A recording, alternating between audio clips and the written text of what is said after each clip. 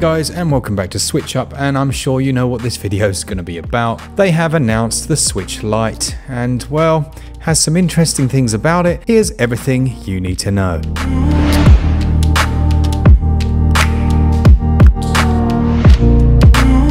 The first thing we need to know about the Switch Lite is that, well, it doesn't switch anymore. If you try and dock this little bad boy, you're not going to get any picture whatsoever. In fact, it is a handheld only, and very much, I would say, a DS competitor or even replacement. What do you guys think? Aside from the obvious aesthetic differences, you'll notice that the Joy-Cons are no longer removable. It is one completely molded unit. What I do hope is that they've done some work with the Joy-Cons themselves, the actual analog sticks, as I've managed to get through around about 3 or 4 sets of the current ones with all kinds of issues, including drift or them just completely going crazy. If these are soldered into the unit and you have those problems, unlike what I was able to do, which was to easily open it up and replace them, it might be a little bit trickier to do that on the Switch Lite. Next thing to think about, and something that they talked about in the actual trailer, is that not every game's going to be compatible with this new Switch. If that game requires docked with motion controls, then, well, you're going to be out of luck. Things like snipper clips just won't work with the new system as it comes out of the box. Again, something to think about if you're thinking of picking this up. The next thing is the price, and it's going to retail at $200 or $199, which is a nice little reduction, but as mentioned already, that means a few downgrades that won't affect some, but will really affect others.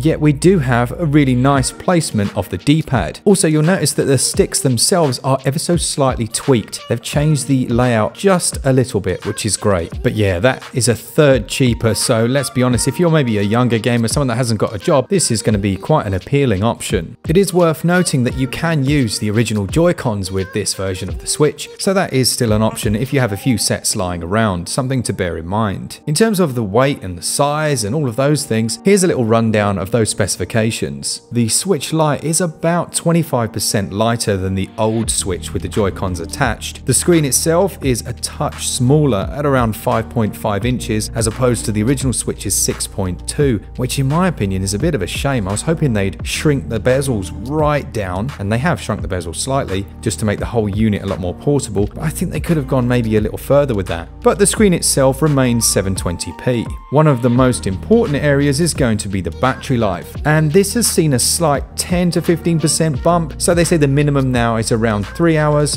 while the maximum 7 hours. So it's not a huge increase, but it is an increase nonetheless, which is good. And the storage is exactly the same as it was before at 32 gigs. What Nintendo always do, and what they've always done, and they do it well, is to offer many different colors, and at launch you're going to have the choice of 3 new Nintendo Switch colors. You have the yellow, the grey, or the turquoise, and more than likely we'll see more of those as we approach Christmas. The final thing that you need to know about it is that it launches on the 20th of September 2019. I'm sure, especially as I was saying, maybe for younger players or people that don't necessarily use their Switch docked, this is going to be a nice option. My final thoughts are that it's nice to have this edition in the Switch lineup, but that it's not necessarily a Switch anymore. Now that being said, it really does seem to pave the way for a Switch Pro. Everything about it, even from the way it's named, the way it's marketed, which hopefully points to perhaps a Pro version coming around the Christmas time. I would have thought that if this was the only hardware revision we were going to see, then they would have really gone for that Christmas market, but as is,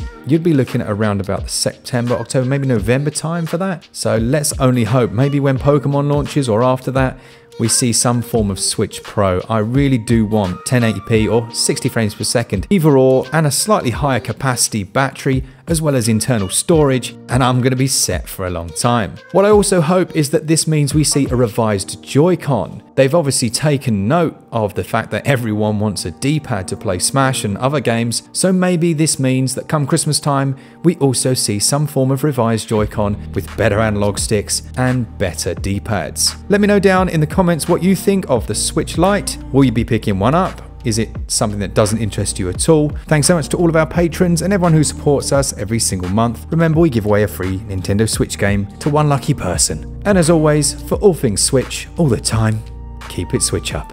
Cheers guys, see ya!